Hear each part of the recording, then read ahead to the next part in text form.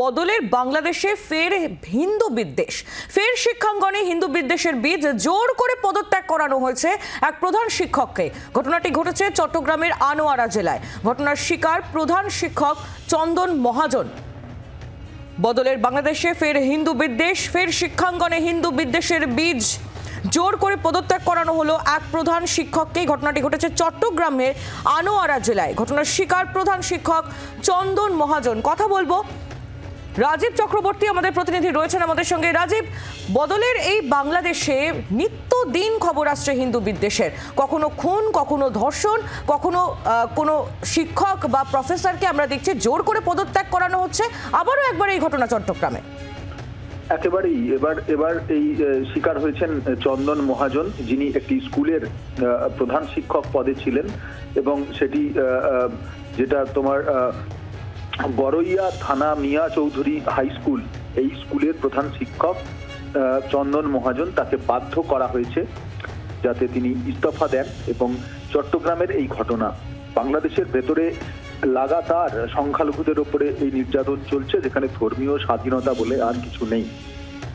বাংলাদেশের স্বাধীনতা ভারতের হাত ধরে এসেছিল 1971-এ এবং তার পরবর্তীতে দেখা গিয়েছে যে বাংলাদেশের যে সরকার চলেছে তারা চিরকালই ধর্মনিরপেক্ষতা বজায় রেখেছে। বর্তমানে বিশেষত গত আগস্টের পর থেকে বাংলাদেশে যে তদারকি সরকার বসেছে তারা মূলত রাষ্ট্রটিকে ইসলামিক রাষ্ট্র করবার জন্য একেবারে উঠে পড়ে লেগেছে। আর সেই কারণেই সেখানে সংখ্যালঘুদের উপরে অত্যাচার চলছে। হিন্দু, খ্রিস্টান, বৌদ্ধ বিভিন্ন সম্প্রদায়ের মানুষদের উপরে অত্যাচার চলছে। একজন শিক্ষক, তিনি স্কুলে পাঠদান করেন এবং তিনি সরকারি চাকরি করেন, সেখানে তাকে বাধ্য করা হচ্ছে ইস্তফা দিতে। তার কারণ তিনি শুধুমাত্র সংখ্যালঘু সম্প্রদায়ের মানুষ বলে। এই ঘটনার একেবারে বাংলাদেশের ভেতরে কি চলছে সেই ঘটনা আরো একবার স্পষ্ট হয়েছে এবং বাংলাদেশের ভেতরে এই আওয়াজ তোলবারও কেউ নেই। তার কারণ রীতিমতো ভয়ের পরিবেশ তৈরি হয়েছে। আর এই ছবি আমরা জানতে পেরেছি সেখানকারই কিছু যারা বাংলাদেশের অভ্যন্তরে যারা শুভবুদ্ধি সম্পন্ন মানুষ রয়েছেন তারাই সে বিষয়ে আওয়াজ তুলছেন, কিন্তু তাদের ওপরে অত্যাচার চলছে। সেখানে সোশ্যাল মিডিয়াতে পোস্ট দেখলে তাদের আটক করা হচ্ছে, মিথ্যা মামলায় ফাঁসানো হচ্ছে।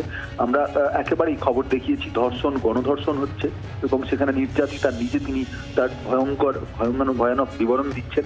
এই ঘটনা থামবে কবে সেটি এখন দেখার। তবে বাংলাদেশে এই পরিস্থিতির যেদিকে এগোচ্ছে তাতে বাংলাদেশ ভারতের প্রতিবেশী রাষ্ট্র হিসেবে যে সুসম্পর্ক ছিল সেই সুসম্পর্ক যে আর বেশি দিন থাকতে পারবে না, তার কারণ তাতে এটাই স্পষ্ট হচ্ছে যে যেভাবে সংখ্যালঘুদের উপর অত্যাচার হচ্ছে, এই সংখ্যালঘুরা তারা তাকিয়ে রয়েছেন ভারতের দিকে। রাজীব, সঙ্গে থাকো। জোর করে পদত্যাগ করানো হলো প্রধান শিক্ষককে। ঘটনাটি ঘটেছে চট্টগ্রামের আনোয়ারা জেলায়। ঘটনার শিকার প্রধান শিক্ষক চন্দন মহাজন। বাংলাদেশের সংবাদ মাধ্যম সূত্রে এই খবর পাওয়া যাচ্ছে। ঘটনার কথা জানিয়ে পোস্ট করেছেন কলকাতা ইসকনের মুখপাত্র রাধারমন দাস। বাংলার আওয়াজ, বাঙালির আবেগ, জি 24 ঘন্টা।